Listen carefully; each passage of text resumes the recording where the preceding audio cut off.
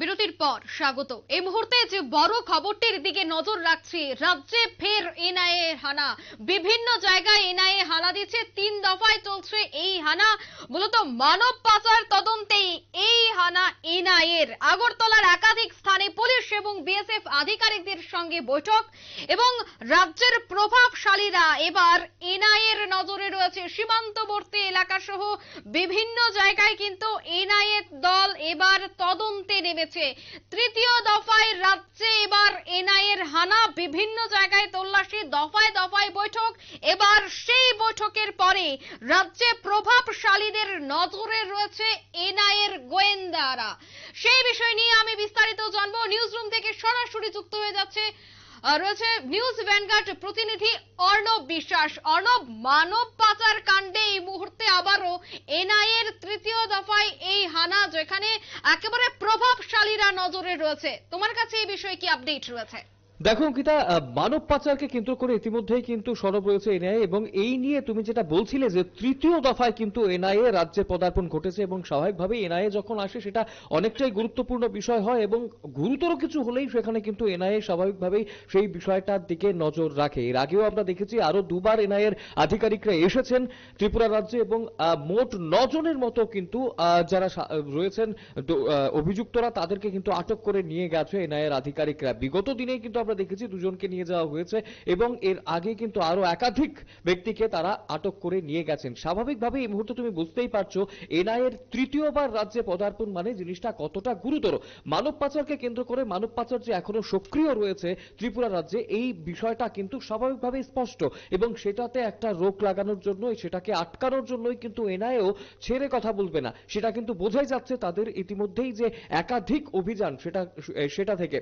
গতকালকে দুপুর নাগাদ এনআইএর যে আধিকারিকরা তারা তৃতীয়বারের মতো ত্রিপুরা রাজ্যে এসে পৌঁছেছে, এবং আসার পর থেকেই কিন্তু একের পর এক দফায় দফায় বৈঠক চলেছে বিএসএফ আধিকারিক এবং পুলিশের উচ্চপদস্থ আধিকারিকদের সঙ্গে। তোমাকে জানিয়ে রাখি অঙ্কিতা, যে বিএসএফ এর শালবাগান স্থিত যে ক্যাম্প রয়েছে সেখানেই কিন্তু পুলিশের উচ্চপদস্থ আধিকারিক এবং তার পাশাপাশি যারা রয়েছেন বিএসএফ এর আধিকারিক, তাদের সঙ্গে দফায় দফায় বৈঠক করেছে এনআইএর প্রতিনিধি দল। অবশ্যই যেটা নিয়ে বৈঠক সেটা হচ্ছে যে এই মুহূর্তে, এর আগে যারা আমরা দেখেছি এনআইএ স্লিপার সেল যারা রয়েছে, মানব পাচারকারী স্লিপার সেল, তাদেরকে আটক করতে সক্ষম হয়েছিল এনআইএ, কিন্তু এবারে এনআইএর যে মূল লক্ষ্য সেটা হচ্ছে রাজ্যের যারা প্রভাবশালীরা রয়েছেন, যারা হয়তো সেই মানব পাচারের সঙ্গে যুক্ত, তাদেরকে কিন্তু আটক করার জন্য এই মুহূর্তে পুরোপুরিভাবে সচেষ্ট এনআইএ, এবং তার জন্যই কিন্তু দফায় দফায় সেই বৈঠকগুলো করছে এনআইএ। এবং এই বৈঠকগুলোর যার মূল বিষয়টা যতটা আমরা জানতে পেরেছি সেটা থেকে বেরিয়ে আসছে যে এই প্রভাবশালীদের গ্রেপ্তার করলে বা আটক করলে কি ইম্প্যাক্ট পড়তে পারে, কোনো কিছু ঘটনা হবে কিনা, সবকিছুই কিন্তু, বা যারা প্রভাবশালী, কতটা প্রভাবশালী, কোন জায়গায় প্রভাবশালী তারা, সবকিছুই কিন্তু একদম পুঙ্খানুপুঙ্খভাবে জানার চেষ্টা করছে এনআইএর প্রতিনিধিরা। স্বাভাবিকভাবেই প্রভাবশালীর কথা যখন আমরা বলছি, একটা প্রশ্ন যারা দর্শক বন্ধুরা আমাদের রয়েছেন তাদের মনে আসতেই পারে যে কে এই প্রভাবশালীরা। স্বাভাবিকভাবেই এই প্রভাবশালীদের নাম কিন্তু ইতিমধ্যেই তদন্তের স্বার্থে, জাতীয় স্বার্থে এনআইএর আধিকারিকরা ডিসক্লোজ করছেন না। তাই আমরাও কিন্তু সেটা জানলেও ডিসক্লোজ করতে আমরা পারছি না। এই মুহূর্তে আমরা আইন দ্বারা কিন্তু বদ্ধ হয়ে রয়েছি। সেই আইনের কারণে আমরা সেখানে তদন্তাধীন একটা বিষয় রয়েছে, তদন্ত চলছে, এই বিষয়টাকে কেন্দ্র করে আমরা কিন্তু তদন্তের স্বার্থে, জাতীয় স্বার্থে সেই নামগুলো কিন্তু ডিসক্লোজ করতে পারছি না। তবে তারা যে অনেকটাই প্রভাবশালী ত্রিপুরা রাজ্যে, তা কিন্তু বলার অপেক্ষা রাখে না।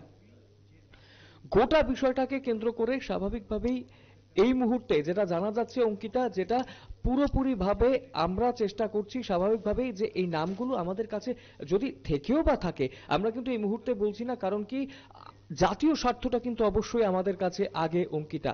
আমরা কোনোভাবেই সেটা বিঘ্নিত করতে পারবো না, এবং স্বাভাবিকভাবেই আমরা সেদিকে কিন্তু আমরা সেই নামগুলো ডিসক্লোজ করতে পারবো না। তবে তোমাকে আরো কিছু তথ্য দিয়ে রাখি অঙ্কিতা, এবং এই মুহূর্তে দাঁড়িয়ে এনআইএর যারা আধিকারিকরা রয়েছেন এই মুহূর্তে তারা কিন্তু বৈঠক কিন্তু চলছে।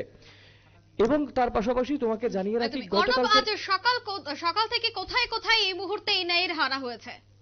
একদম গতকালকের কথা তোমাকে বলছিলাম, তারা দফায় দফায় বৈঠক করেছেন, এবং আজ সকাল অর্থাৎ একেবারে কাঠ ভরে কিন্তু এনআইএর আধিকারিকরা বেরিয়ে পড়েছেন, এবং তারা কিন্তু রাজ্যের বিভিন্ন যে সীমান্তবর্তী এলাকাগুলো রয়েছে সেখানে গেছেন।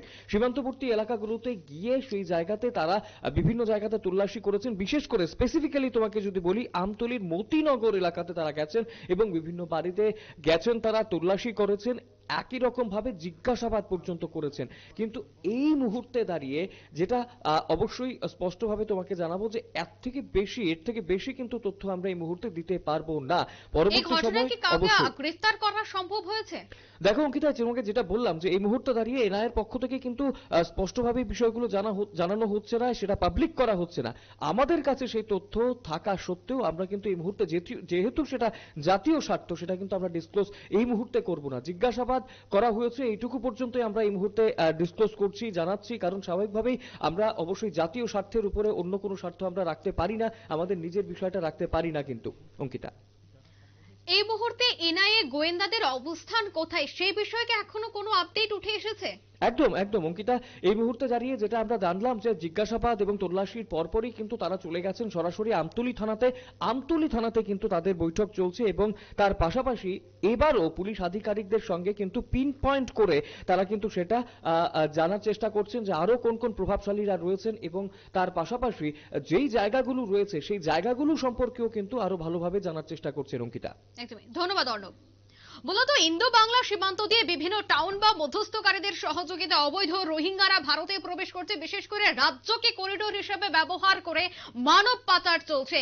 সেই পাচারকে রুখতে এই মুহূর্তে এনআইএ তৃতীয় দফায় রাজ্যে এসেছে। বিভিন্ন জায়গায় তারা তল্লাশি চালাচ্ছে, জিজ্ঞাসাবাদ করছে, বিভিন্ন জায়গায় বৈঠক চালাচ্ছে। এই মুহূর্তে কিন্তু কারা এর সাথে জড়িত রয়েছে বা কোন প্রভাবশালী ব্যক্তিরা জড়িত রয়েছে তার তথ্য আমাদের কাছে থাকলেও আমরা তা প্রকাশ করতে পারছি না, কেননা জাতীয় স্বার্থ আমরা বিঘ্নিত করতে পারি না। আমরা শুধুমাত্র টিআরপির জন্য সেই নাম প্রকাশ করতে পারি না, যেহেতু গোটা বিষয়টা জাতীয় স্বার্থের বিষয়, তদন্তের বিষয়, বা এনআইএ যতক্ষণ না পর্যন্ত তারা তাদের তথ্য পেশ না করছে এতক্ষণ পর্যন্ত বা ততক্ষণ পর্যন্ত কিন্তু আমরা এই তথ্য আপনাদের সামনে তুলে ধরতে পারি না বা পারবো না। আবারও জানিয়ে রাখছি যে সীমান্তবর্তী এলাকায় যেভাবে রাজ্যকে করিডোর হিসেবে ব্যবহার করে মানব পাচার চলছে তা রোখার জন্য এবার এনআইএ রাজ্যে আগমন। গোটা ঘটনাকে টেগেল দিতেই দফায় দফায় চলছে বৈঠক। নিয়ে নিচ্ছে ছোট্ট একটি বিজ্ঞাপন বিরতি, সাথে থাকুন।